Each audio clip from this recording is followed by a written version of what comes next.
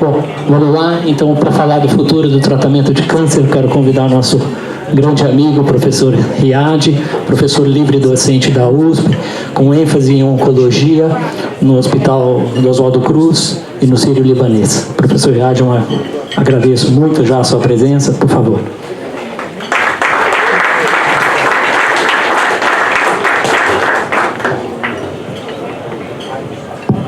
Boa noite a todos. É um prazer, uma honra estar aqui falando com vocês sobre um tema que agora está aparecendo na televisão todo santo dia. Todo dia temos uma novidade e muita gente até está com dúvida se tudo que está se falando faz algum sentido, estamos indo para algum lugar, se o câncer mudou, melhorou alguma coisa no tratamento. Então hoje não vou falar para vocês sobre o câncer em si, vou falar o que está acontecendo muito rapidamente no dia a dia do avanço do câncer. Mas antes de falar disso, queria dar os parabéns para o Raul pelo evento do Líbano. Ele e o Ali estão dedicando um tempo grande nisso, junto com o resto do time, junto, o Renato, todo mundo. Eu acho que ele vai ficar muito bom. O congresso vai ficar muito bom. Se alguém de vocês tiver filho na faculdade, como alguém tem, quer levar para lá, por favor, leve. Acho que vai se divertir bastante. E o Líbano vai precisar da gente para ajudar nós. Mas também tem o Líbano precisa de nós lá. A gente ajuda o Líbano pela nossa presença lá. A gente ajuda do ponto de vista moral, financeiro, a gente vai gastar lá. Então isso ajuda o país. Então estão mais que bem-vindos todos a irem. Acho que vale muito a pena. E também para a Sofia, que o projeto está realmente um orgulho da MLB. E a Sofia está levando assim, ele de uma forma impressionante. Então, quem puder ajudar, por favor, ajude, vale muito a pena. Então, vamos começar um pouquinho a falar para vocês para onde está indo a oncologia de 2023 para frente. Vamos começar primeiro com a medicina nuclear. A medicina nuclear, a gente usa muito, todo mundo já ouviu falar do PET scan. Esse é o PET scan, quando vocês falam PET scan, isso que provavelmente vocês estão querendo comentar. É aquele que usa o açúcar, que é glicose. Tá? Esse é o mais comum. Só que nós temos muito mais do que isso. Por exemplo, vou falar, como prometi para o Luciano, vou falar sobre a próstata.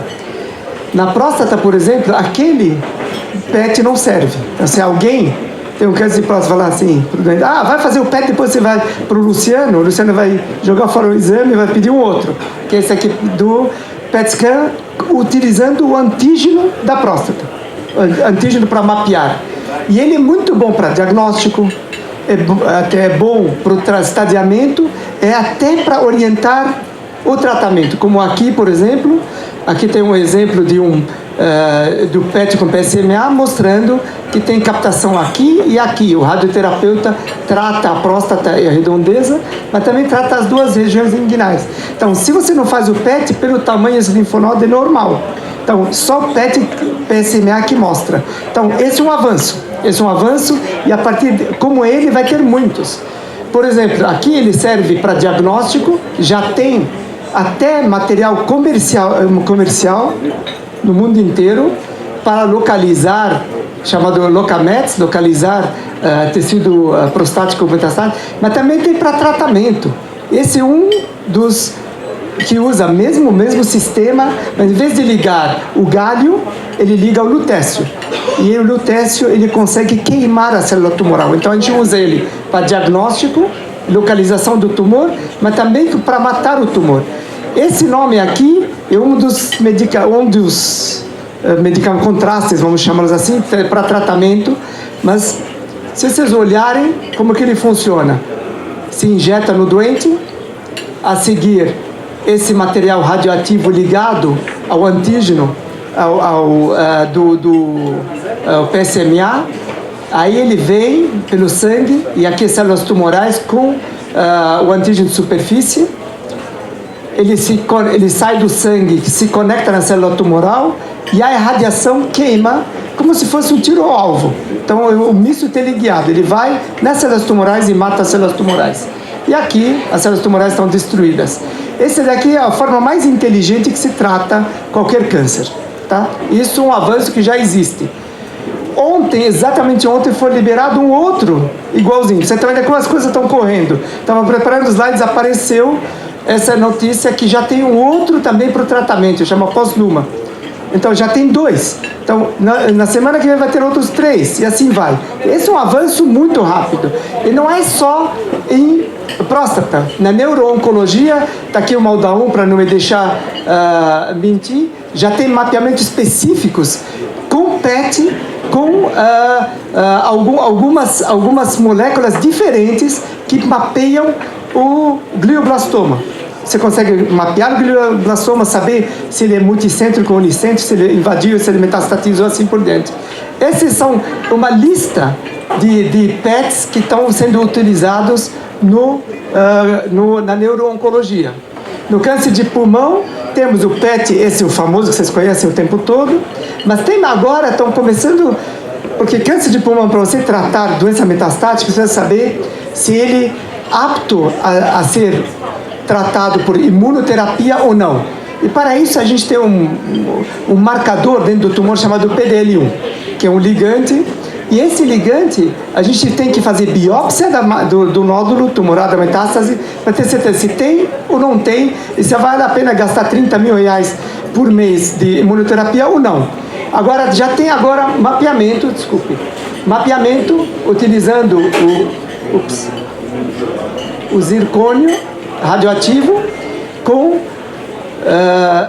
para detectar no tumor sem biópsia se ele tem o PDL1, utilizando durvalumab ou pembrolizumab, que são imunoterápicos. Então já tem agora, não é mais aquele PET que vocês estão vendo. Então daqui a pouco a gente não vai precisar mais biopsiar tumor para saber se tem PDL1, se ele serve para imunoterapia ou não.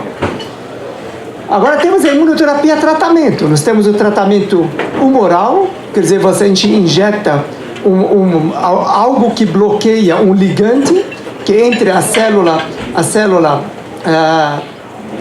T, isso aqui não... pronto, a célula T, a célula de defesa, ela tem, e aqui a célula tumoral, normalmente a célula tumoral ela bloqueia a atividade dessa célula de defesa com agindo em cima do antígeno PD1. Então, esse PDL1 que vocês viram antes, se ele está ativado pela célula tumoral, a célula de defesa não consegue matar, não mata o tumor. Ela está lá, está olhando para o tumor, mas não mata. O que nós fazemos? Damos remédios que bloqueiam ou o PD1, ou bloqueia esse, ou bloqueia o PDL1. E aí a célula de defesa fica livre para matar a célula tumoral. Isso se chama imunoterapia recente. Todo santo dia tem um imunoterápico novo. É a nova revolução na oncologia. Mas também temos a imunoterapia celular. A gente pode pegar a célula do doente, modificá-la, ela fica uma quimera contra antígenos do tumor dele e devolver para ele. E esse mata, se chama CAR T-cell, que é o receptor antigênico quimérico. E célula T. Como que funciona? Se tira o sangue do doente, separa as células T, isolam, faz a quimera, quer dizer, junta na superfície deles o modo de reconhecimento de antígenos, multiplica no laboratório, multiplica bastante e injeta de volta no doente. E isso vai lá, e essa célula tumoral não reconhece aquele antígeno e mata. O CAR-T é a última novidade, funciona razoavelmente bem para linfomas e leucemias, por enquanto. Ele já é ativo contra tumores hematológicos, nos Estados Unidos é liberado, no Brasil também podemos utilizar, sob custo astronômico. Ele custa $1 milhão o tratamento, cada um. Só que tem uma chance de cura bastante alta, então ele é infelizmente muito caro. E para tumores sólidos, câncer de pulmão, câncer de coloretal, assim por diante, está se estudando, mas é mais difícil do que a célula hematológica. Por exemplo, esse daqui, notícia de ontem, 30/5 no Estadão, paciente com câncer tem remissão completa após terapia inovadora testada na USP. Qual a vantagem desse daqui? Foi 100% feito em São Paulo. USP, dinheiro público da FAPESP, CNPq, assim por diante, e foi feito, e é uma honra para nós, quer dizer, a gente não precisa mais gastar 1 milhão, dá para fazer isso apareceu ontem, está aqui a célula, esse aqui linfoma, é o linfoma não Hodgkin, foi CAR T-cell, essas bolinhas pontos pretos são o tumor do doente antes do tratamento. E agora limpou tudo, que vocês estão vendo aqui o rim dele jogando fora o contraste do PET. Então olha o que aconteceu, essa foi a publicação do Estadão ontem. Isso é o nosso maior orgulho na USP, fazemos a CAR-T. Logo, não precisamos mais gastar $1 milhão para fazer um tratamento e provavelmente o SUS vai ter também. Esse é realmente um orgulho. Também a imunoterapia pode ser através de vacinas. O Covid trouxe para nós uma maravilha chamada RNA mensageiro.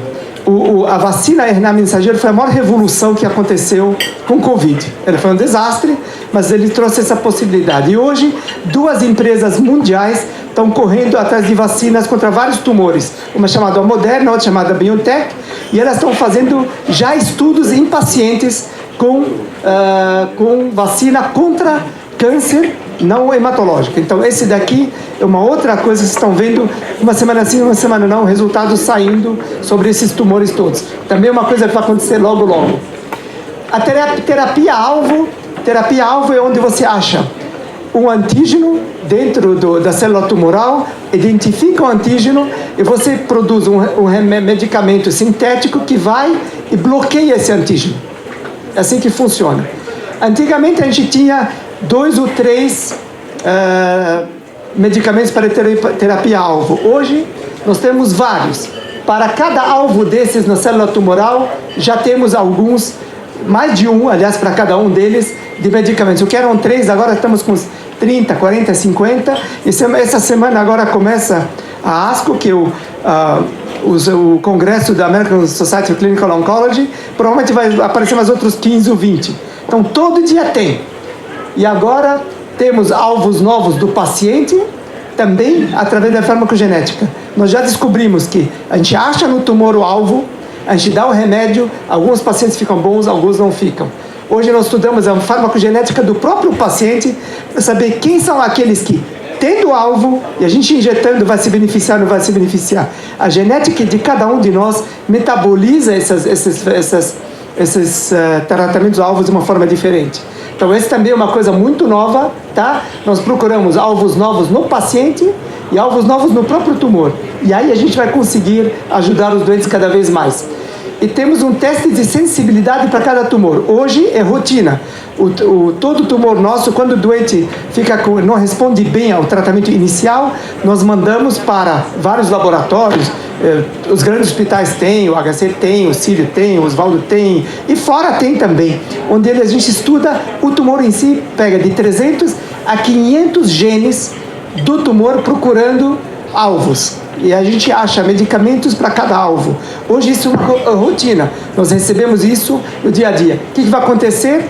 Vão procurar cada vez mais alvos. Só nesse congresso dessa semana, parece que tem mais de 30 novos alvos que já tem estudos sobre ele. Esse também, outros movimentos. Então, como é que isso funciona?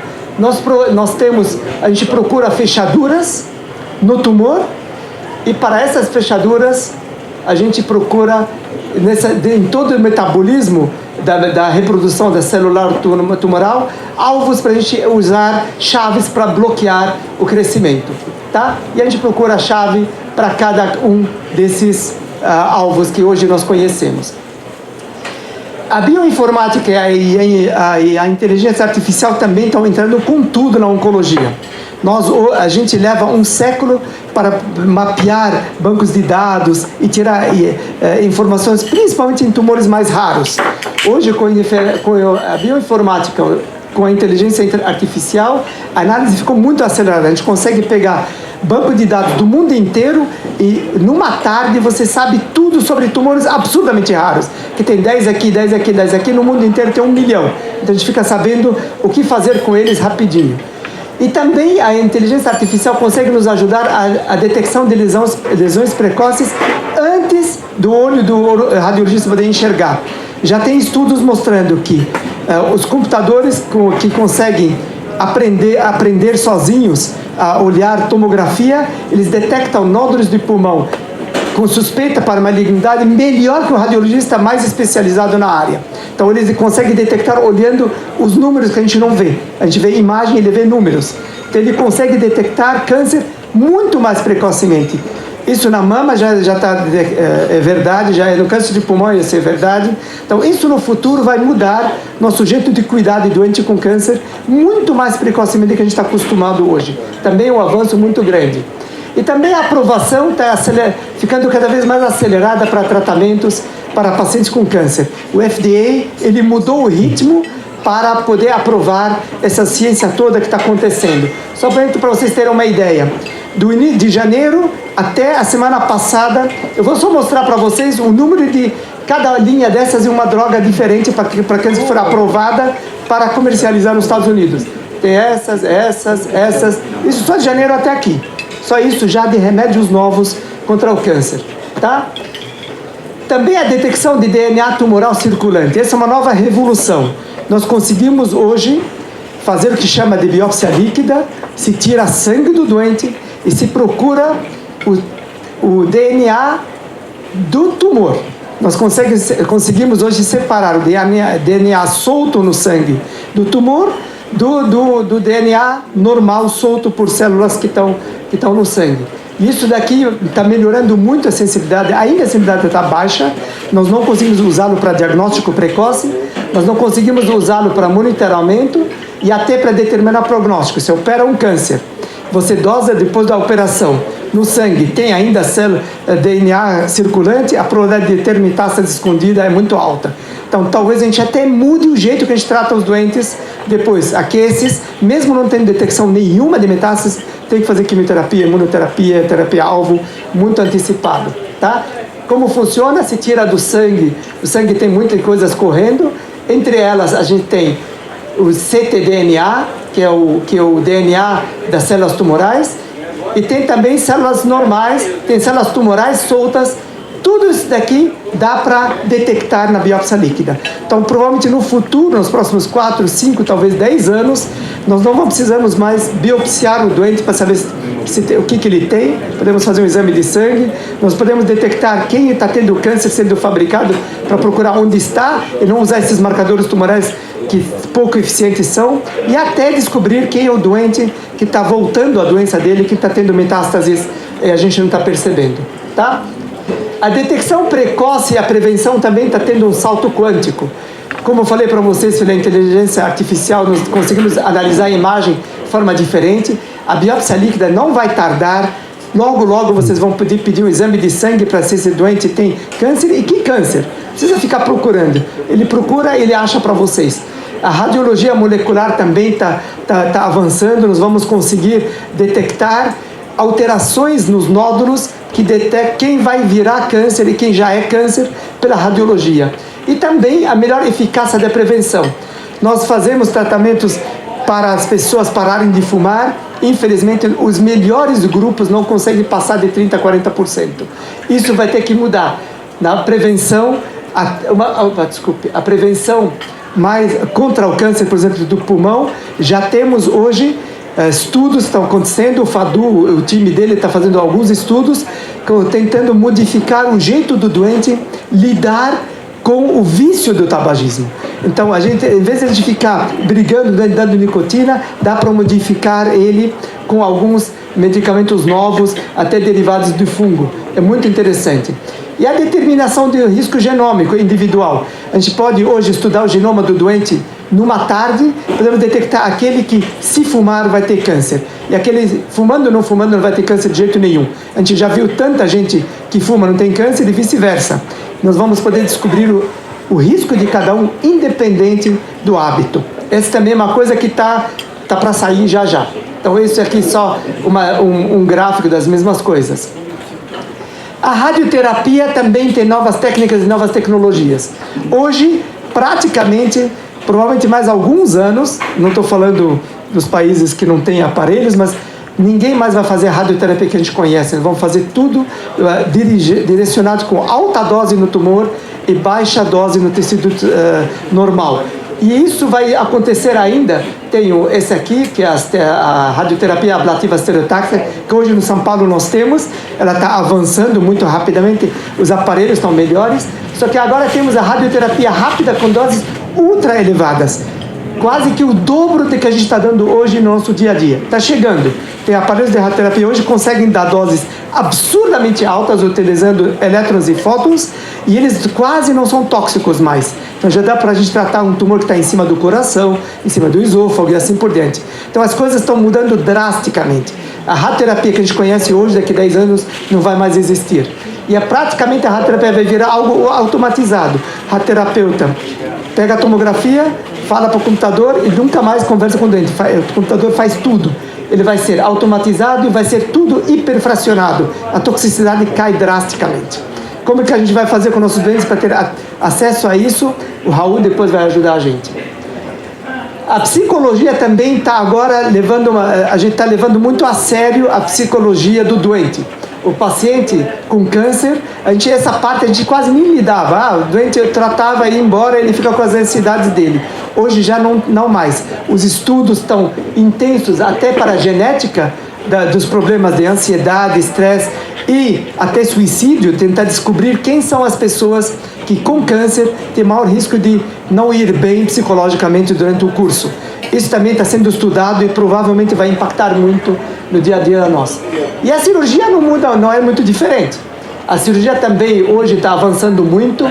A navegação intraoperatória guiada por imagem real time, isso é uma realidade hoje. Nós conseguimos operar, por exemplo, tem um tumor no fígado. Você quer saber onde está a artéria, onde está a veia para não cortar, para não sangrar? Hoje, com navegação, você consegue desviar disso ou ligar a artéria ou a veia antes. No pulmão, idem, você pode entrar com navegação, se chegar no nódulo, sem ter que cortar muito pulmão, perder muito tecido saudável. Então, a navegação intraoperatória, que é uma realidade na cirurgia do cérebro, agora está indo para o fígado, para o pulmão, para o intestino, para todo quanto é lugar. Probes com sensibilidade para detectar e diferenciar mínimos tecidos tumorais de normais. Hoje nós temos probes, já existem, mas eles estão sendo evoluindo muito, onde você consegue detectar, quando você acaba de operar, você tem ainda a célula tumoral no campo operatório, para você ampliar, mesmo sem a congelação. E melhora da cirurgia robótica. Vocês estão ouvindo muito falar de cirurgia robótica. Ela ainda, para quem opera cirurgia robótica, cirurgiões, a gente opera, a gente não tem sensibilidade nenhuma. Então, se você furar o doente, você não fica sabendo. Se tem resistência, você não sente. Do vídeo, a gente sente que tem algo duro. Esse a gente não sente nada. Vai com tudo.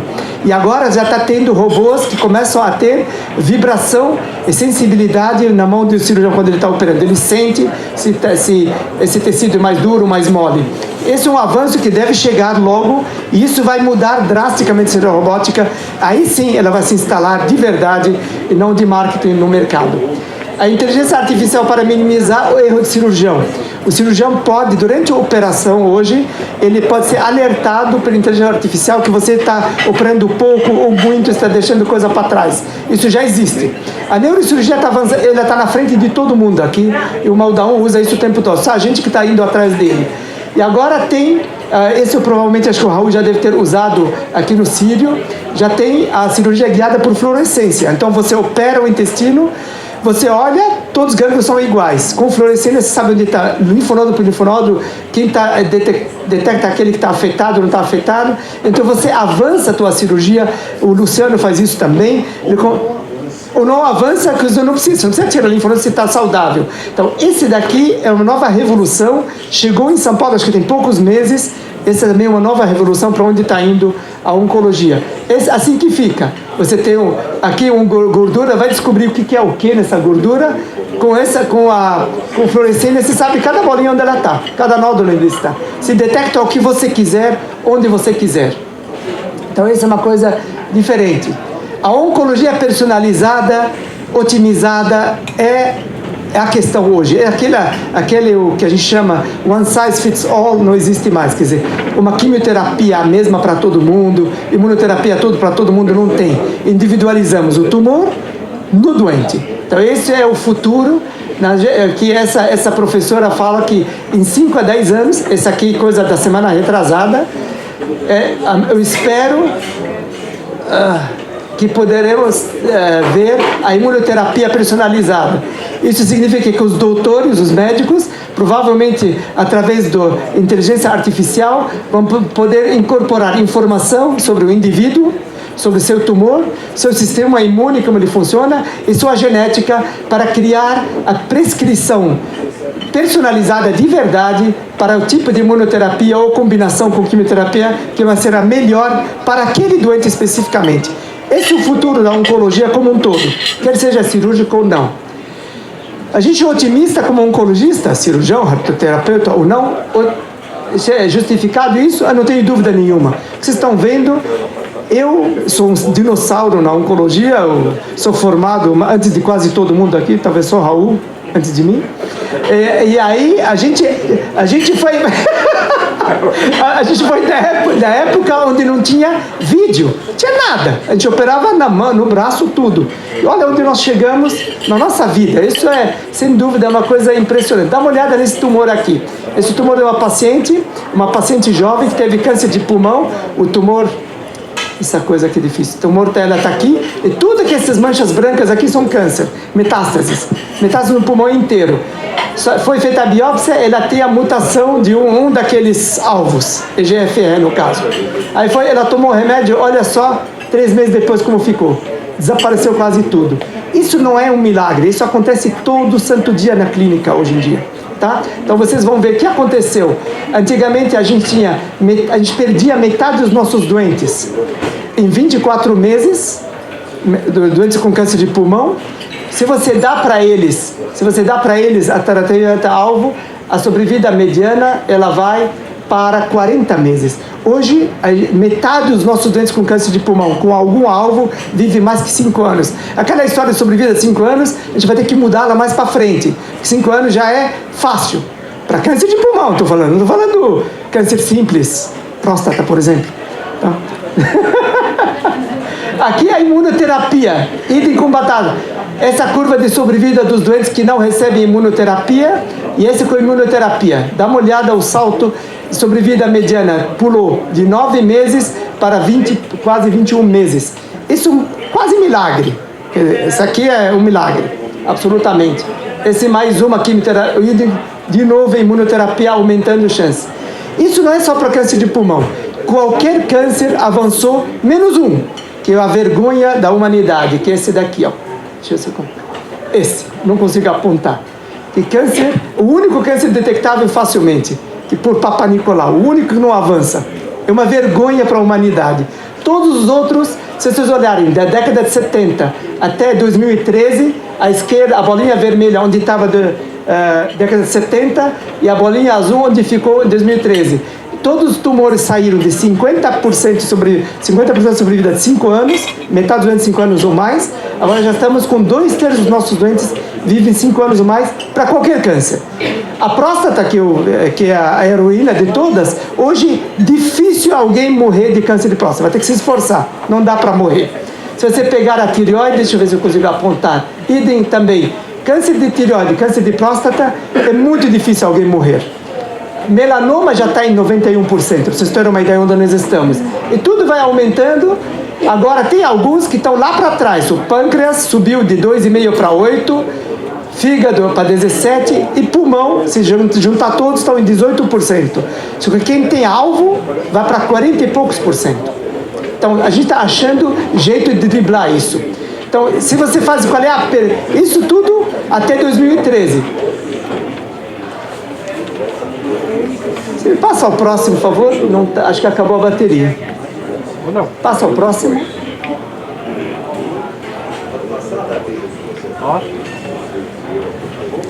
Então, a gente está agora com um salto absolutamente quântico. Próximo, por favor, deixa eu ver. Não, já foi.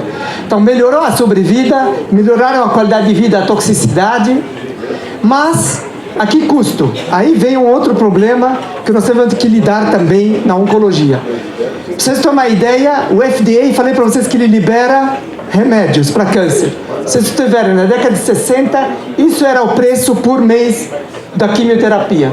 Não dá para $100.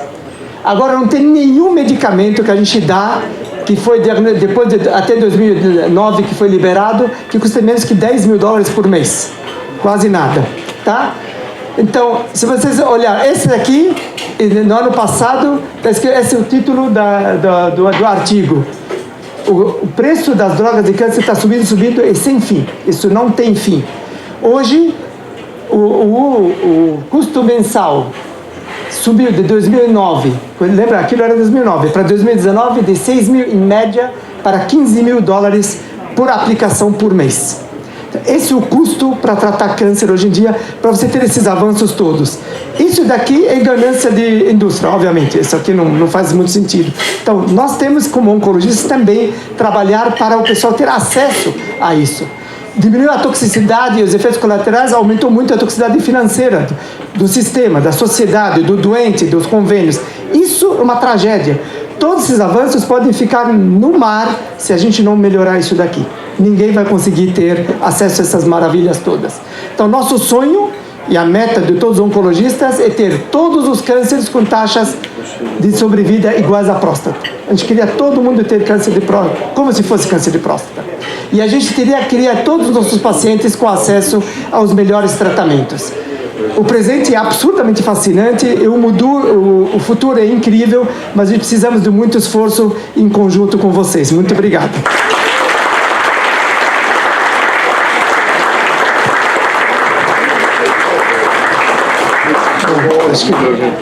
Se alguém quiser fazer pergunta.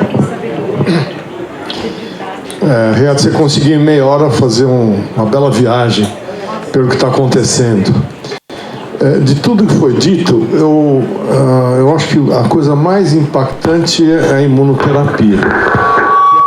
A imunoterapia está mudando o tratamento não só de doenças relacionadas não só do câncer, mas de outras doenças autoimunes, várias delas. Mas é um custo realmente absurdo, né? Você não citou, mas esse ano saiu publicado um artigo de um grupo lá do Memorial, que eles fizeram imunoterapia para pacientes com câncer de reto, com estabilidade de microsatélites. É um estudo ainda pequeno, tem 30 pacientes hoje, 100% de resposta completa só dando imunoterápico. Então, não se faz mais quimioterapia e radioterapia neoadjuvantes, não se opera mais, e respostas já consistentes com mais de 3 anos de evolução. É um pequeno exemplo. Mas para quem não tem estabilidade de microsatélites, isso não é real. Mas as coisas estão mudando, né? E muita gente, e eu acho que uma coisa que ajudou muito, Riad, é quando os pesquisadores puderam participar também dos lucros, né? Porque quando era só a universidade que levava, era só uma coisa bonita, o entusiasmo, talvez, a dedicação fosse menor. Hoje, toda hora tem um imunoterápico novo saindo. Eu gostaria de fazer um outro comentário, que assim, ciência é igual o Roberto Doilib fez uma vez uma campanha do Sírio-Libanês, nos deu o tijolo e nós daremos um hospital. Ciência é isso, é um tijolinho em cima do outro, né? Para chegar a tudo isso daí, para chegar no RNA mensageiro, nas vacinas, nossa, que salto gigantesco, pensando sempre fora da caixa, né? Então, tudo isso é muito bom, muito legal. Agora, o tal do custo mata. O que faz com que a gente tenha sempre que trabalhar na história da prevenção. Né? E a prevenção faz com... Por que próstata tem esses bons resultados hoje? Porque todo mundo está fazendo prevenção. Luciano, quantos casos avançados você vê proporcionalmente? Quase nada. Então, mudou da água para o vinho, né? Eu escrevi uns artigos esses últimos meses no Globo, na Folha, no Estadão, alertando, nós fizemos juntos, né, Riad, lá para o Globo, alertando para o problema da prevenção. E qual que foi o meu gancho, o nosso gancho? O Pelé teve câncer de colo, o Roberto Dinamite teve câncer de colo, o Caruso teve câncer de colo. Se eles tivessem feito colonoscopia, como manda o figurino, não teriam desenvolvido câncer. Teria pego um pólipo lá atrás e nenhum deles teria morrido de câncer metastático, né? Então, acho que dentro dos grandes avanços, esse é um avanço importante. Mais importância que se dá à prevenção do câncer. Riad, fantástico, aprendi muito, obrigado. Obrigado a você, Raul. Acho que o Dr. Chaco. Riad, parabéns, obviamente, porque, na verdade, a gente se atualizou um pouco em oncologia em geral. Agora, custos que o Raul se referiu, eu te perguntaria, não vou fazer comentários longos, qual a importância da farmacogenética? Porque tem pacientes que podem responder, pacientes que não podem responder, e cada vez mais em medicina, a gente diz medicina individualizada, medicina personalizada, esse paciente vai responder ao tratamento, esse paciente não vai responder. O impacto também, se ele não vai responder, quando você pôs psicologia, qual o impacto disso? Quer dizer, tem toda essa modernidade, mas eu faço um teste de farmacogenética e o paciente é negativo, não vai ter resposta. Talvez ele prefira não fazer e tomar o remédio de qualquer maneira.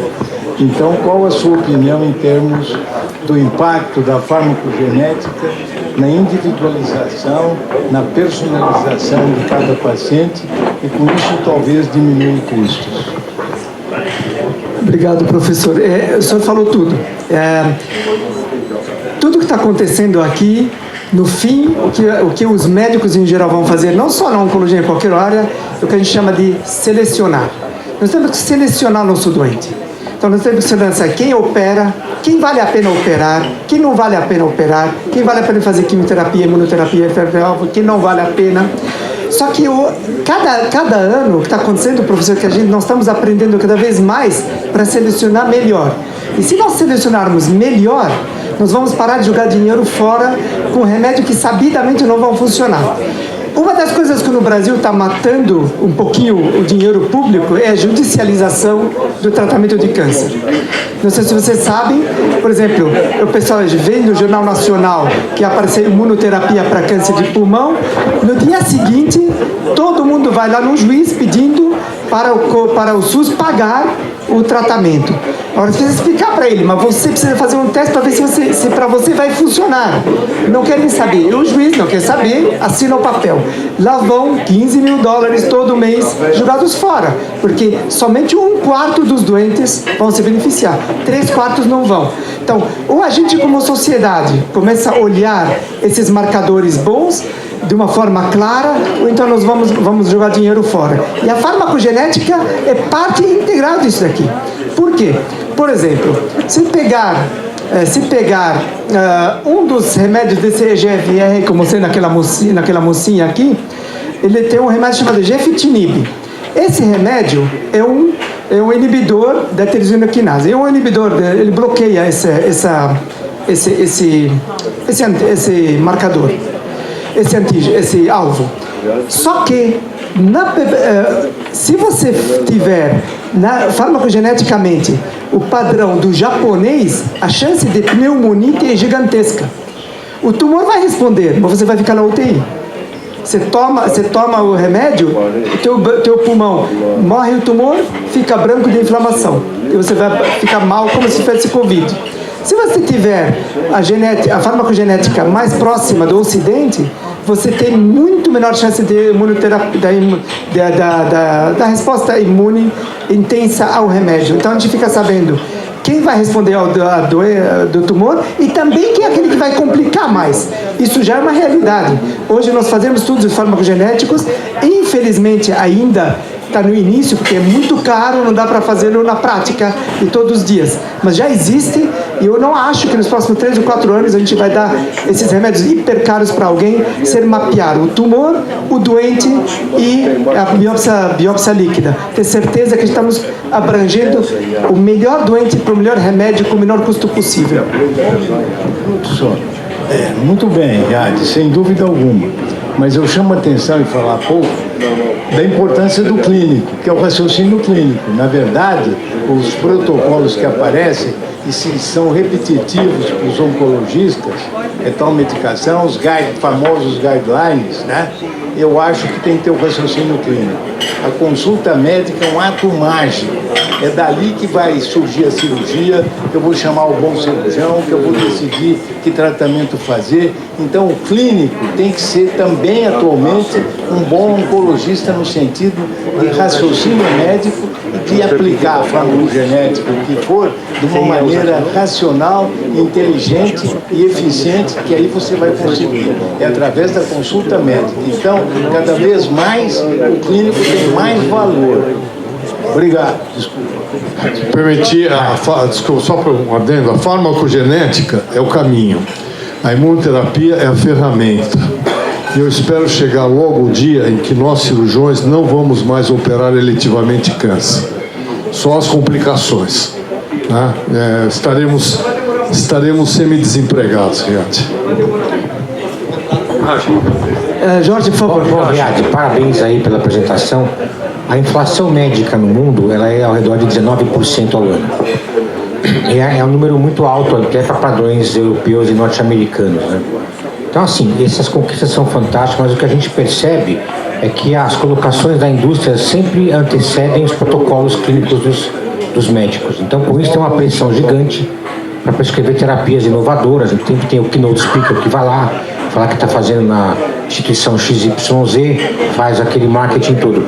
Até que ponto isso tudo, esse marketing exagerado, não tem um custo-benefício não real? É mais para o Brasil, que tem um SUS, por exemplo, como você falou, que a gente não consegue bancar carticel para todo mundo, ou imunoterapia, custo de 100 mil reais por mês, e o carticel chega até 3, 4 milhões de reais, né? Então essa é uma preocupação para um país como o Brasil, que não tem dinheiro ilimitado, né, como poucos países têm, né? Eu acho que a oncologia tem que olhar para aquilo que o Raul falou, para a prevenção. Com todo respeito, a oncologia olha pouco para a prevenção. Ela olha para o paciente que interna no hospital para fazer quimioterapia, né? Mas ela deveria ter olhos também para educar os pacientes em termos de prevenção. Por exemplo, o número real de aumento de câncer no ano ao redor de 1,2%. Não é diagnóstico a mais, é número real de aumento. Xenobiótico, poluição atmosférica, poluição ambiental, ultraprocessados, estilo de vida sedentário, obesidade aumenta, saiu no jornal 13 tipos de câncer em caso de obesidade. Ou seja, a oncologia, respeitosamente, deveria participar com áreas da medicina de prevenção. Não só atrás do paciente com câncer para quimioterapia, cirurgia, radioterapia, depois tchau para ele, não queremos saber mais dele, né? Concordo com você, Jorge, obrigado por ter falado, mas assim, eu concordo com a 90% que você falou, a última não concordo. Eu não acho que o oncologista tem que começar a se preocupar com prevenção, eu acho que qualquer médico tem que se preocupar com prevenção. Nos irrita brutalmente, você vai no centro de oncologia, vem um doente que é fumante crônico, ele teve problema no joelho 3 anos atrás, 4 anos atrás. Ele vai no ortopedista, com todo respeito aos ortopedistas. Ninguém pede uma chapa do pulmão, uma tomografia. Apesar que é recomendada, já está no guideline do país. Ele vai no cardiologista para ver se o coração está bom.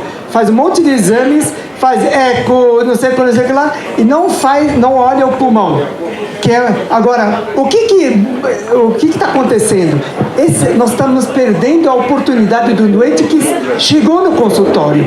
No país é difícil fazer detecção precoce para a população.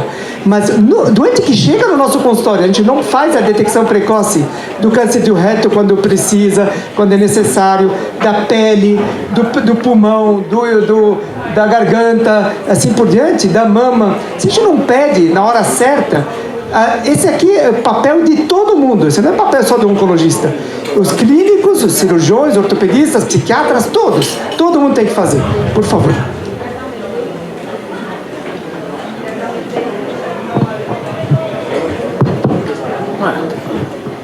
De corporativismo, às vezes dentro de algumas especialidades. Por exemplo, eu sou oncologista e eu fiz uma pós em oncogenética. Mas eu, com a minha pós de oncogenética, eu não posso, para muitos convênios, pedir um painel genético e esse painel genético ser coberto pelo convênio. Por quê? Porque eles exigem que um geneticista com diploma de residência médica em genética clínica seja o único profissional que possa pedir e o convênio possa arcar com esse custo do teste. Então, assim, a gente acaba ficando de mãos atadas. O paciente, às vezes, tem que sair do nosso consultório Mesmo eu sendo oncogeneticista, para passar com outro especialista, para esse especialista assinar uma solicitação, porque a gente não pode pedir o exame. Então, esse tipo de coisa acho que podia... Eu acho que você tem toda a razão, isso é uma vergonha. E para você esse difícil, para mim, deve ser para todo mundo, eu pego, assim, 6 semanas atrás, eu saí do Brasil e viajei. Fiquei 3 semanas fora e voltei. Antes de ir embora, no meu computador tem os pedidos de exames. Pronto, eu só coloco o nome do doente, a justificativa e imprimo. Eu não escrevo muito. Então, eu faço assim. Para câncer de pulmão, PET scan é arroz com feijão. Então, para uma PET scan, para ter certeza que não está espalhado, para ver se opera ou não opera. Então, eu falei, solicito um PET-CT com 18F-FDG. Esse que vocês viram lá em cima. Isso que eu fazia 5 semanas atrás. Voltei de viagem, veio o doente e pediu um PET scan. 2 dias depois, o doente me liga. Doutor, precisa mudar o pedido. Por quê? Porque o convênio não quer mais fazer desse jeito. Como que ele quer? Ele quer que eu coloque um código TUS, um código X qualquer. Eu falei, a moça, a média doente, perguntou pro mocinho lá do convênio, mas por que eu preciso desse número? Porque não conseguimos mais achar no computador. Então, 5 semanas antes ele achava PET-CT. 5 semanas depois não tem. Então, o que o convênio faz? Ele acorda de manhã e fala assim, como é que eu faço para falar não? Ele tem que falar não, tanto faz. E a meta deles é empurrar o doente 1 semana para frente, 2 para frente. Daqui a pouco ele vai pegar a assinatura de sei lá quem, mas vai atrasar 2 semanas, eles pagam 2 semanas depois. Então, é uma tragédia. Eu lamento para os residentes, para os médicos novos, não sei o que eles vão fazer da vida, porque está um inferno. Acho que o Fadu pediu primeiro e depois o Michel. Eu só queria fazer um adendo, me perdoa. Quem vai pagar isso é a saúde do paciente. Não tenha dúvida. Não tenha dúvida. Mas isso mesmo. Fadu. Parabéns, viagem sensacional. Primeiro que hoje é o dia mundial ao fumo. Então, como a referência ao nosso trabalho, à nossa pesquisa, vai em contramão ao que está acontecendo na oncologia, que é o desenvolvimento de drogas cada vez mais caras. A droga que nós estamos seguindo, o passo a passo, para registro de 2 novas drogas com patente internacional, é uma droga que vai diminuir o custo de tratamento de pacientes ansiosos ou que tenham vício em drogas, álcool e principalmente em fumo, a 1/10 do que hoje o governo gasta com esses pacientes. Então, nós vamos em contramão ao que acontece hoje na oncologia e também favorecendo para tentar tornar essas terapias acessíveis, inclusive aos pacientes do SUS. Obrigado pela Então, o Fadu, ele está muito modesto. Na verdade, eu acompanho o que ele está fazendo há alguns anos. Realmente é um orgulho ver o crescimento. Ele está fazendo estudos de derivados de psicodélicos. Então, é uma coisa incrível. E a eficiência está aumentando. E tenho um orgulho de falar que vai ser feito no Brasil, por brasileiros, de ponta a ponta brasileiros. Não vamos importar coisa nenhuma, não vamos exportar para o mundo inteiro. Então, o Fadu está de parabéns por esse projeto espetacular. A Sofia? O ginecologista é sempre o câncer de ovário, né? Câncer de ovário, como diz o professor Baracate, é o assassino silencioso. E câncer de pâncreas, eu acho que é outra coisa. E em relação à colonoscopia, nós ginecologistas pedimos, aos 45, segundo a tua orientação, vão fazer aos 50 e tantos. E eu ouvi num congresso que a biópsia líquida vai acabar com a colonoscopia. E eu falo isso para elas, aproveita fazer, porque daqui a pouco... E até que idade se faz a colonoscopia? É outra dúvida que eu tenho. Até que idade você indica a colonoscopia? Depende se a pessoa fez ou não rastreamentos prévios. Se a pessoa vem fazendo rastreamentos, aí varia um pouco, uns falam em 75 ou 80 anos, porque a perspectiva de vida hoje está muito maior, né? Então chegou um doente que nunca fez, até os 80 eu mando fazer, obrigatoriamente. E se ele tiver uma forma boa, até tendo mais anos de idade. Agora, o que vai acabar com tudo isso, espero que aconteça, vai ser a biópsia líquida. A biópsia líquida vai matar a necessidade de um monte de exames que a gente faz, que são onerosos, estressantes, incomodativos, né? Então, é um futuro que não está longe, eu acho, hein, Riad? Eu acho que não está longe. Talvez em 10 anos esteja incorporado a parte, até porque vai baratear o custo da prevenção das doenças. Não, colonoscopia tem vários estudos sugerindo a cada 10 anos, quando não se encontra nenhum pólipo. O problema é que também isso é feito, são estudos quase todos americanos, onde quer se economizar, né? Eu recomendo a cada 5 anos, de vez em quando eu pego o que a gente chama de câncer de intervalo. Né? Com 10 anos você acha doente que aparece com câncer. Tem estudos mais antigos mostrando que um pólipo para crescer e degenerar leva de 5 a 10 anos. Então eu faço com 5. Se não tem nada, faço com 5. Eu me sinto mais seguro na orientação que eu dou aos pacientes. Então, é só para responder, câncer de ovário, pâncreas, aqueles cânceres raros, a biópsia líquida, teoricamente, vai conseguir detectá-los numa fase, não quando tem um câncer, muito pequenos. Então, vamos fazer detecção precoce finalmente para isso. Porque nós não temos em nenhum lugar no mundo um guideline para fazer detecção precoce para pâncreas. A gente não faz nada porque é raro, não faz. Então, a gente agora vai poder, pelo menos, detectar essas pessoas, salvá-las de uma tragédia, sem dúvida nenhuma. Esses últimos aqui embaixo, que eu mostrei naquele gráfico, esses daqui vão ser detectados numa fase um pouquinho melhor do que isso daí, porque 18% é muito pouco. Doutor, só um segundo mais. Você citou cifras aí, 1 milhão, 15 mil dólares por mês, ou 15 mil reais, não sei, mas astronômica para a nossa população. E principalmente para a alta prevalência de câncer, que a todo momento a gente parece que não via no passado, agora você vê o amigo, fulano é câncer disso, câncer daquilo. Nos Estados Unidos, o seguro-saúde paga a medicação, mas tudo tem um limite. Por exemplo, só vou citar o exemplo que não tem nada a ver com oncologia. Eu estava em Nova York, questão de 3 semanas, no Lenox Hill Hospital, não importa, Ozempic está uma febre lá. Só que lá existe judicialização e está um rolo desgraçado, porque as companhias de seguro não fecharam a conta, não querem pagar diante daquela prevalência. Então, a influência da indústria é importante, a história de protocolos é importante e os custos são elevados mesmo. Quer dizer, se você não tiver um raciocínio clínico bom, a população vai gastar mesmo. Concordo absolutamente. Riad, por favor, alguém está falando? Boa noite. Meu nome é Fausto Gamushi. Eu quero, antes de mais nada, cumprimentar o Alide Andere, cumprimentar a nossa Associação Médica Brasil, e nós estamos crescendo em consideração e importância. Né? O Dr. Alide apresentou agora um capítulo do HCOR, junto com o Alfredo Mansur, que o senhor citou, e foi muito bem recebido, muito bem apreciado.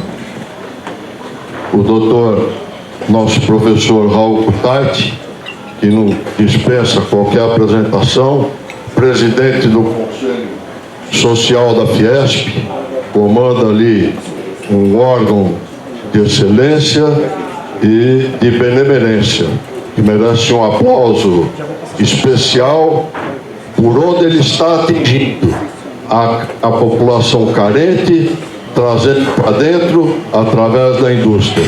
Peço uma salva de palmas, porque é muito merecido.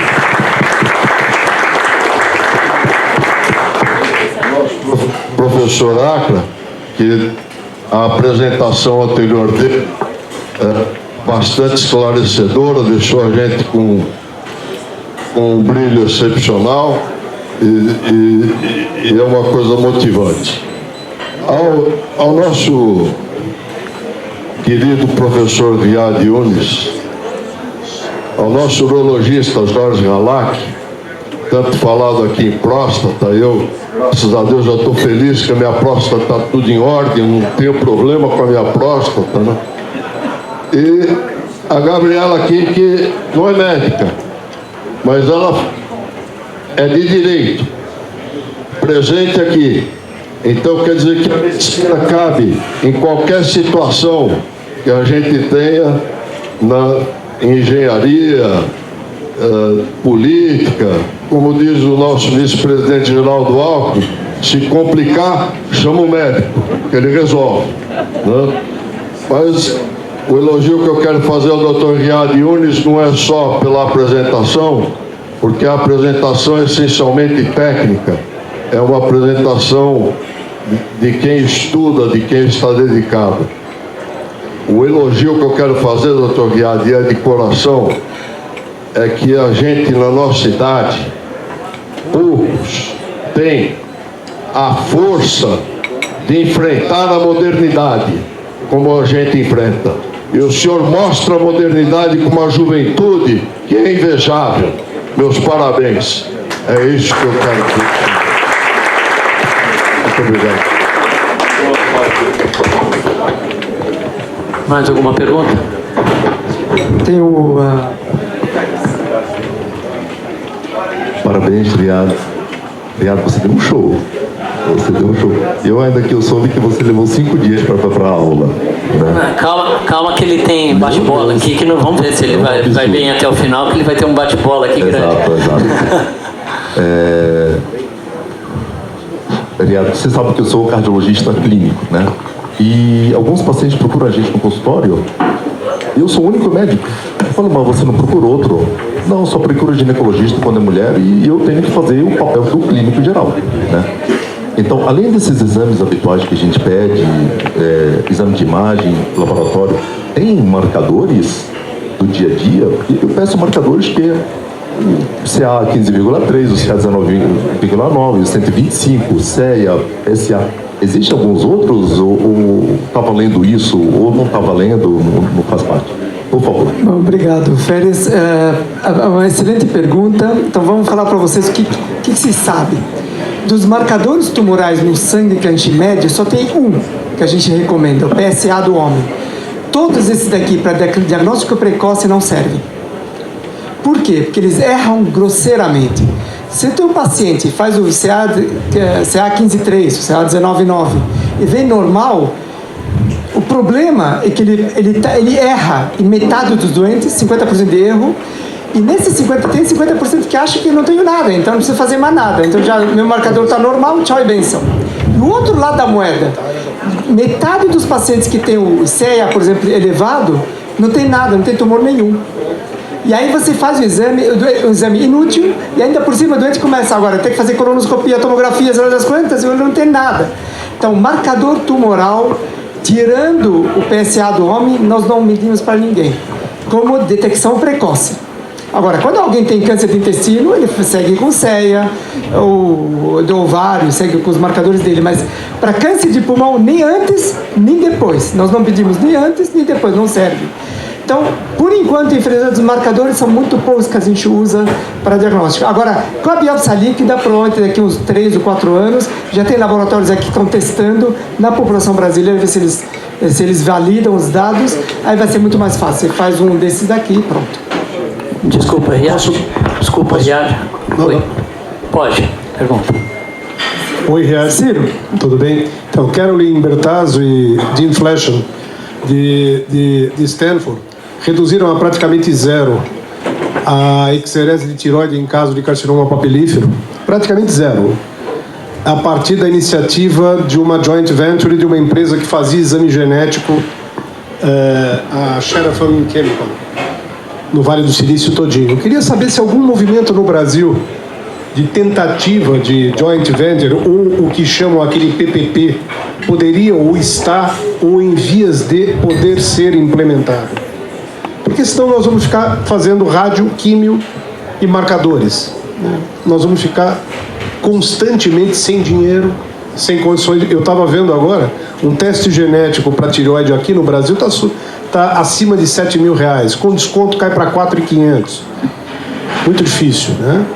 Então eu queria saber se você tem informação nesse sentido logístico, né? É uma excelente pergunta, Ciro. Está tendo muita coisa. O que acontece normalmente no Brasil é que até recentemente nós importamos inteligência. Então, eles fazem alguma coisa, a gente vem aqui, copia e faz igual. Então agora estamos começando a testar aqui. Aquilo que eu falei, por exemplo, biópsia líquida. Faz 5 anos que estamos testando junto com vários grandes laboratórios, Fleury, DAS e assim por diante, para ver se a gente consegue validar na nossa população aqui. Isso está acontecendo. Então, provavelmente vai acontecer nesse sentido. E, ao mesmo tempo, está se criando, para vocês terem uma ideia, se você pega um tumor de pulmão e ele não está difícil de tratar com quimioterapia, você quer fazer o painel genético dele para achar aqueles alvos que eu falei, a gente mandava até 4 anos atrás para um negócio chamado Foundation One, que é um negócio que fica lá nos Estados Unidos, na costa oeste, onde a gente manda o tumor daqui para lá, eles colocam 300 a 350 genes. Hoje, nós temos no Sírio-Libanês e no AC Camargo mais de 500 genes sendo estudados, mais que lá.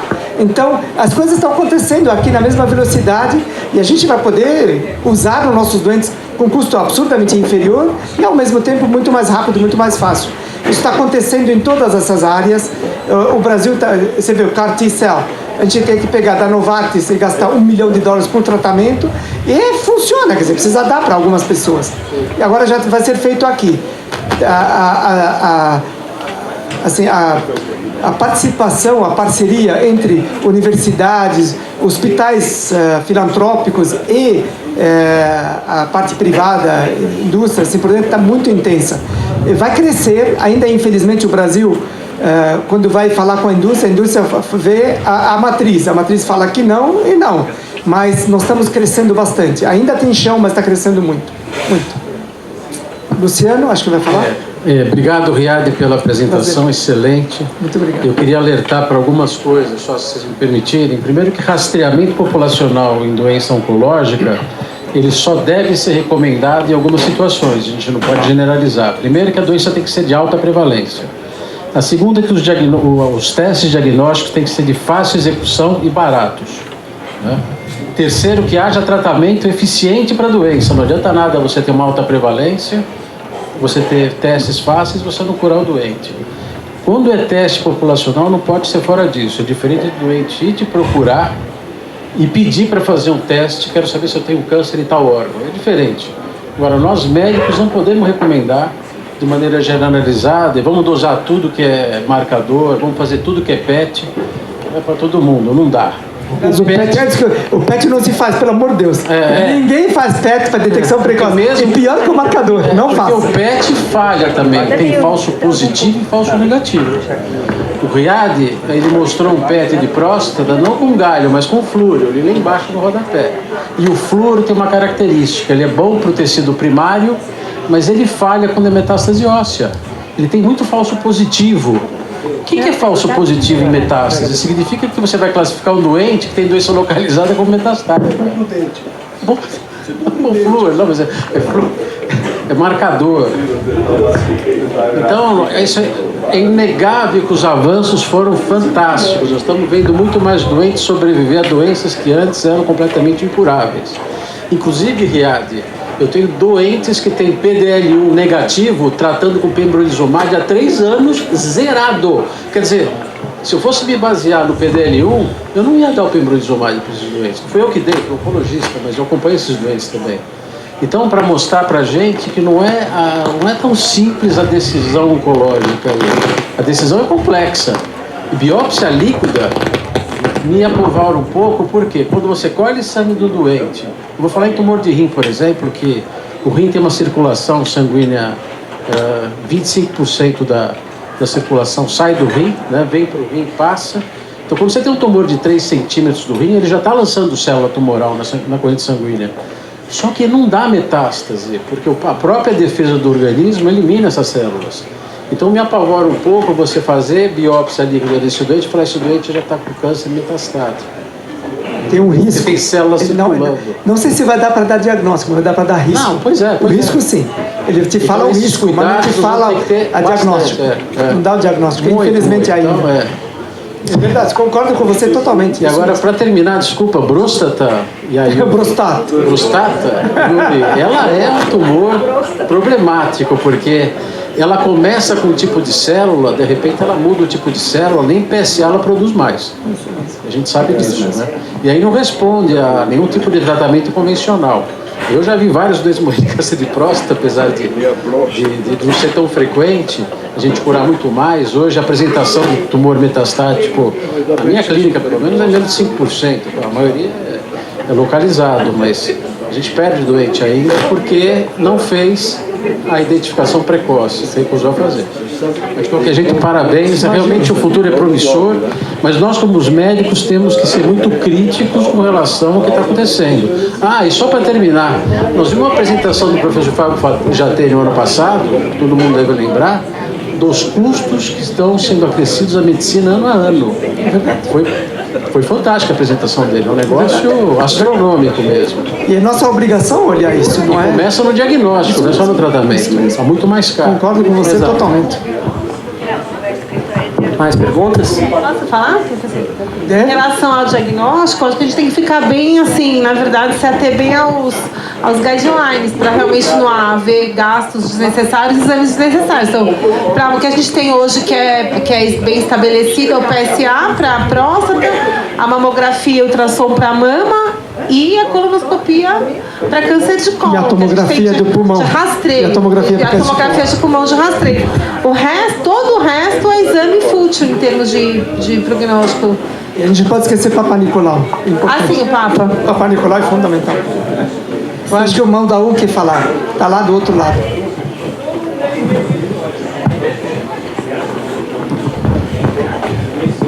Riad, primeiramente, parabéns mais uma vez, uma brilhante explanação, nos enriquece muito de conhecimento.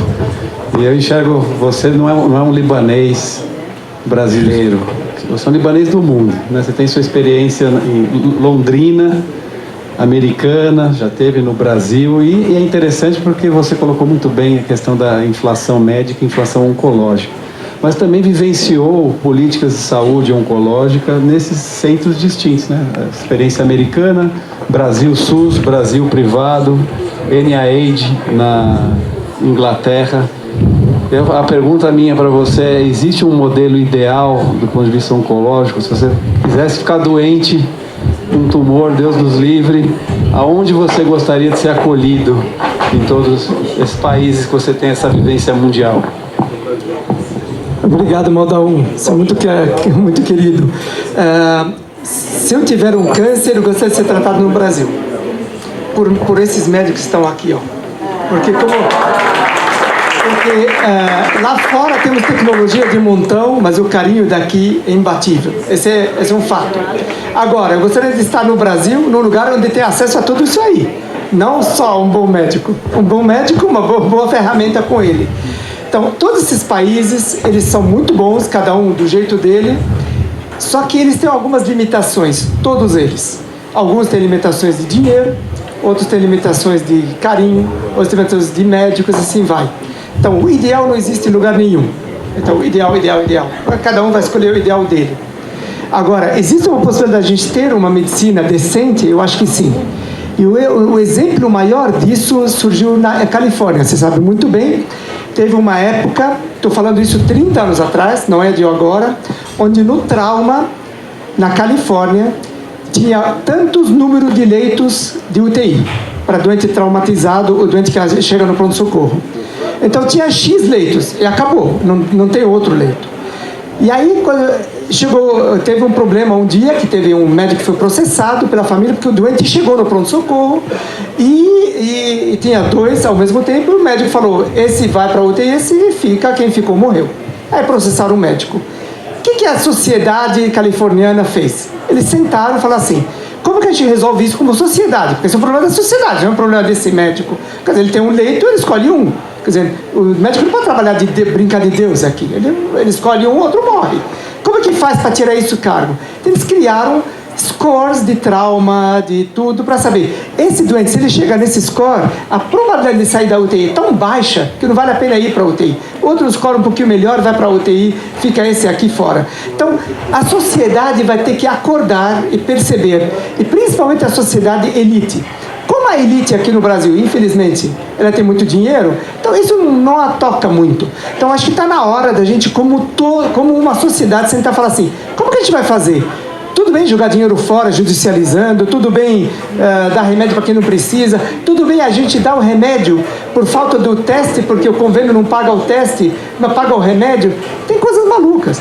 Então, acho que as sociedades, isso no mundo inteiro vai ter que acontecer, no Brasil também, vai ter que sentar e ver como que ela vai lidar com isso. Nós temos um dos melhores sistemas de saúde do mundo, que é o SUS. Não tem igual.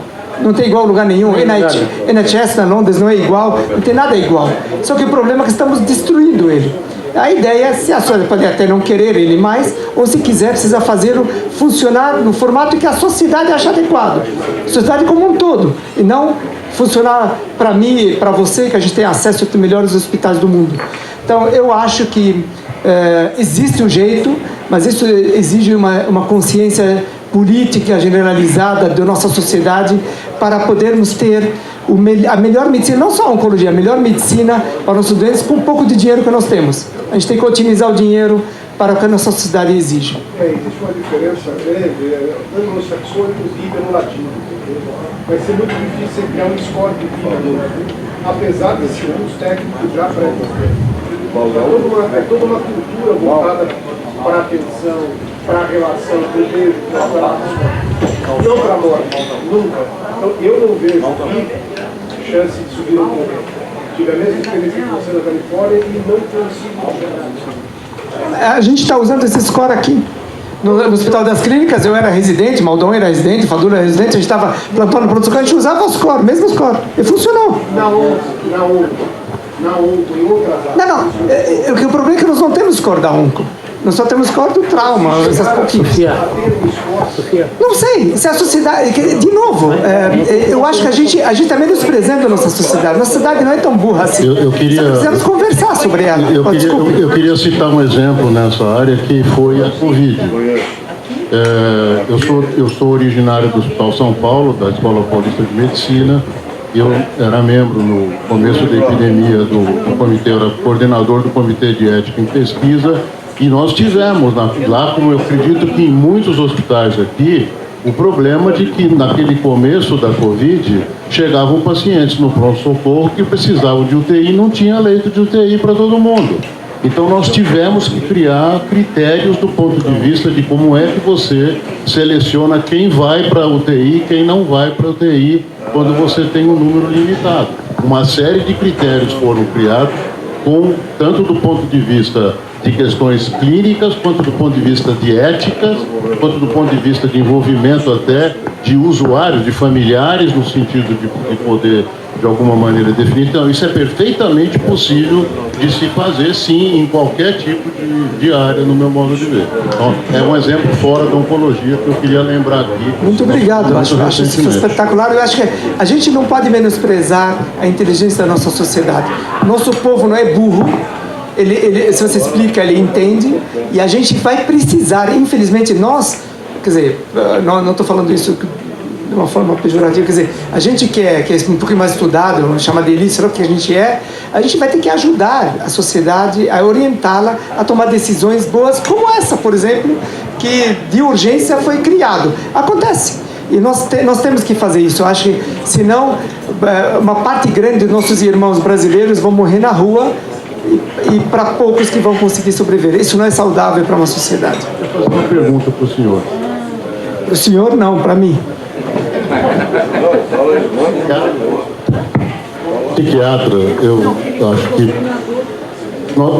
nós sempre tivemos essa noção clara de fatores extrafarmacológicos atuando na resposta ao tratamento, mesmo a fármacos, né? Então, para a gente, talvez a gente já, de uma forma um pouco mais antiga do que em outras áreas da medicina, sempre fomos empurrados a fazer uma medicina que eu chamo de centrada na pessoa, ou de personalizar, como está se dizendo hoje, né? Eu queria que o senhor comentasse em relação a isso, como vão ficar os guidelines? Porque guidelines têm sido construídos em cima de experiências com populações e não com indivíduos. Então, a partir disso que o senhor colocou a respeito dos tratamentos oncológicos, como é que o senhor imagina que vão ficar os protocolos, os guidelines? Então, acho que eles vão mudar todos. Eu vou te falar uma coisa que está acontecendo. Por exemplo, até recentemente, você vai no hospital, qualquer centro de oncologia tem assim, esse é o grupo que cuida de câncer de mama, esse é o grupo que cuida de câncer de pulmão, esse de câncer de coloretal, de tumor. Eu acho que daqui a 1 ou 2 anos, não passa de 3 anos, vai ter o grupo que cuida do EGFR positivo, outro que grupo do PDL1 positivo. Vai ser assim, vai ser um marcador, vai ter um especialista no marcador, porque se o PDL1, o EGFR é positivo no tumor do cérebro, do joelho, da orelha, do pulmão, ele vai responder do mesmo jeito, teoricamente, se isso for comprovado. E hoje nós temos alguns tratamentos chamados agnósticos. Tem tratamentos quimioterápicos, não são quimioterápicos, são drogas, são chamadas agnósticas. Quer dizer, tanto faz de onde é o tumor, se você tem esse marcador, você pode dar. Então, isso é uma novidade nos últimos 2 ou 3 anos, que a gente não sabe nem como chama isso daí. Chama eles de agnósticos, eles não são nada. Então, eles tratam qualquer coisa desde que tenha essa fechadura. E isso vai acontecer. Então, provavelmente, não vai mais ouvir falar daquele hiperoncologista de mama. Ele não vai existir, depende da mama. Mama com receptor positivo tem um especialista, um receptor negativo um outro especialista, e assim vai. Vai mudar o guideline totalmente. Isso que a gente está vendo vai mudar muito. Eu acho que não vou conseguir mais falar de câncer, porque não consigo mais acompanhar o que está acontecendo. Obrigado.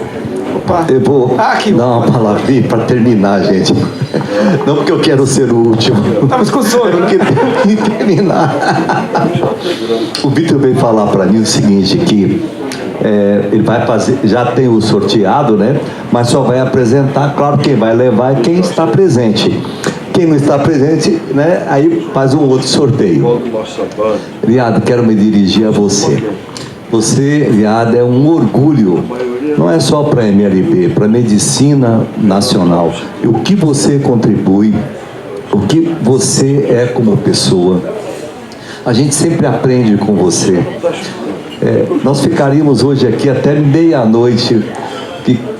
É gostoso te ouvir, né? Você tem uma bagagem extraordinária que todos nós aprendemos bastante. A sua apresentação foi concisa, mostrou aí a evolução, né, no tratamento, no diagnóstico, seja por imagem, né, dentro da oncologia, seja por marcadores como biópsia líquida, etc. Tudo isso mostra a inteligência do homem, a evolução, né, dentro de cada especialidade, mostrando a inteligência daquele especialista dentro daquela área. E como que isso está evoluindo, que você falou, né? A cada semana você tem coisa nova e vai cada vez mais contribuindo para essa doença que sempre foi para toda a sociedade, né? Um caos, né? Uma coisa apavorante, talvez a terceira que mais mata depois da doença cardiovascular com infarto agudo do miocárdio e também o AVC. Em seguida, se não me engano, vem o câncer, né, de uma forma geral. Parabéns por sua apresentação. Eu tive, ao longo da minha vida, eu tinha um laboratório que o Chakra conhecia, que era o Endocenter, e eu trouxe os marcadores tumorais para o Brasil. Naquela ocasião, ninguém ouvia falar do que era marcador tumoral.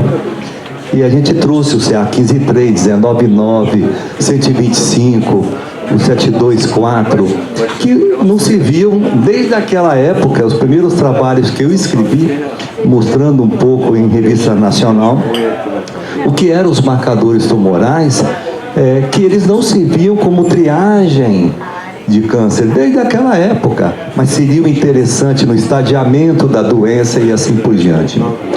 E a coisa permaneceu da mesma forma. O que a gente vê o custo do tratamento é uma coisa apavorante, né, para todos, mesmo aqueles mais abastados. não é uma coisa que assusta. Nessa coleta que eles estão fazendo de material genético específico daquele paciente, ao longo do tempo, com os bancos de dados do mundo todo, a tendência vai ser formar alguma coisa coletiva que dê uma imunoterapia de uma forma geral, barateando o custo. Você vê dessa forma, Ariadne? Totalmente, totalmente. Está tendo muito imunoterápico saindo. Cada um ganha do outro mais um pouquinho, mas provavelmente o que a gente usava por $10 mil, na hora que aparecer o próximo, esse aqui vai baratear, porque senão eles não vendem mais. Então, essa concorrência entre as indústrias é saudável. Antes tinha antes para o EGFR só tinha um medicamento liberado, chamado erlotinib, só. Agora tem uma pilha. Então, o erlotinib já ficou baratinho, os convênios topam o erlotinib, já não topam os outros. E assim vai. Você tem toda a razão, isso vai baratear, sem dúvida nenhuma, mas que mais é selecionar o doente. Fazer a detecção precoce, tratamento adequado, estadiá-lo muito bem e tratá-lo da forma mais adequada para ele. E aí, provavelmente, nós vamos ter uma economia como sociedade maior. Para você ter uma ideia, existem... a gente trata muitas vezes até a ansiedade do doente, a gente não trata a doença. Então, a gente chega doente e tem um nódulo, por exemplo, o pulmão está com metástase de 7 milímetros. Pronto, já detectamos. Qual é a pressa de começar a quimioterapia, exatamente? Se você esperar mais um mês, o que acontece? Não acontece nada, honestamente. Ele não vai morrer dessa bolinha. Se ele triplica de volume em um mês, isso não acontece, vai continuar pequeno. Mas para explicar isso para o doente, você acaba começando todo o tratamento antes. Então, tem muito chão para a gente andar como oncologia. A oncologia ainda está titubeando como as outras áreas andaram muito. A oncologia ainda está, digamos, sobrecarregada de informação, de novidades, de uma forma que ninguém mais está conseguindo lidar. Então, o que acaba acontecendo? Todo mundo acaba vendo receita do bolo. Mas tem toda a razão. Isso que você está falando é absolutamente correto. Mas evoluiu muito na terapêutica, né? É uma especialidade que evoluiu muito na terapêutica. É um salto quântico. Mais perguntas? Então, vou fazer rapidamente. Eu fiquei agora com o bate-bola, eu fiquei igual hiena, né? Hiena que fica com as carniças, essas perguntas já foram boas. Apesar que os oncologistas estão embarcando hoje, deve ter 1 milhão de oncologistas hoje em Guarulhos. Não, estou embarcando agora para o seu primeiro slide foi de inteligência artificial. Eu vou meio no do professor Chakra, que isso vem e vai ficar, não tem dúvida. Não tenho dúvida. Mas não tem nada que faça um bom clínico, uma relação boa com o médico, relação médico-paciente, isso a inteligência artificial não vai pegar. Então, esse contato com ser um clínico, qualquer que seja, e bater esse papo com o seu doente, trazer o doente para você, isso a inteligência artificial nenhuma vai pegar. Agora, quero ver isso daqui ser feito quando nossos convênios nos dão 10 minutos para atender o doente. Eu vou te falar uma coisa, a gente fala isso em discurso, mas isso porque a gente abre o consultório e fala assim, 1 hora para a primeira vez no consultório privado. Para os coitados dos nossos residentes, médicos novos que estão no mercado, eles têm o convênio, mais que 10 minutos, ele está perdendo dinheiro se ele está atendendo o doente. Quero ver ele fazer esse carinho em 10 minutos. Meus doentes choram por meia hora quando falam que está com câncer. Claro. Vamos lá. Medicina de precisão.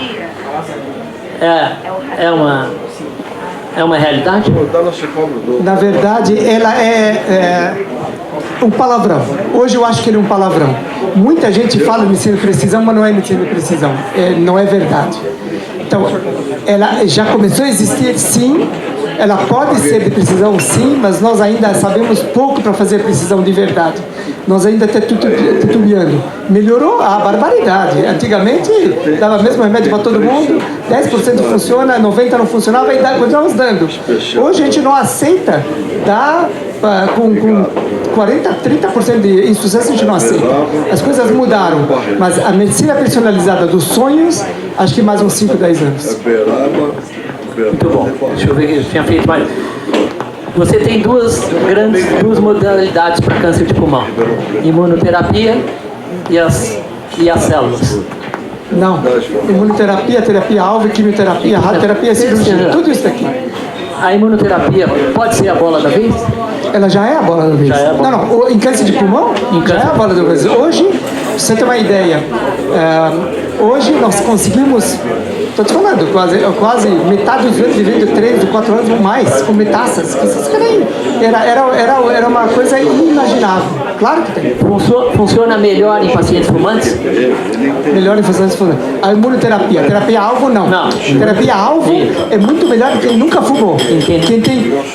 Quem tem câncer de pulmão, pessoa que tem câncer de pulmão e nunca fumou, a chance de ter um alvo detectável é muito superior a quem fumou.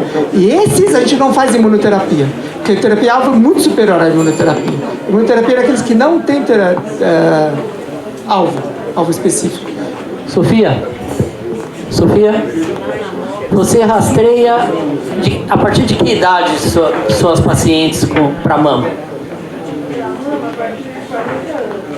Está falando 40 anos.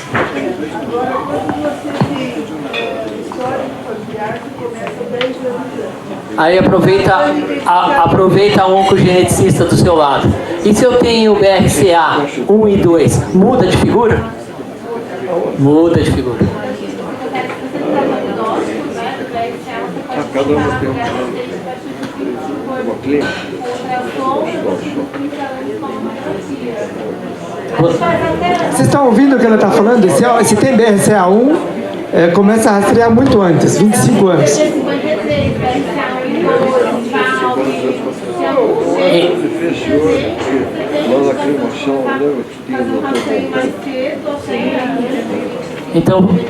Então foi positivo a Angelina Jolie fazer a decisão dela.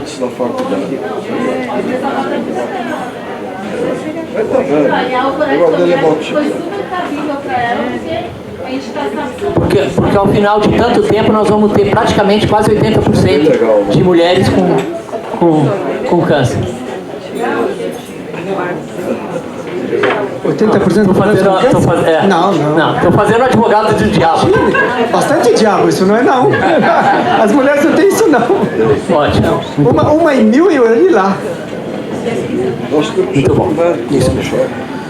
Acho que é isso. Obrigado, professor Inácio.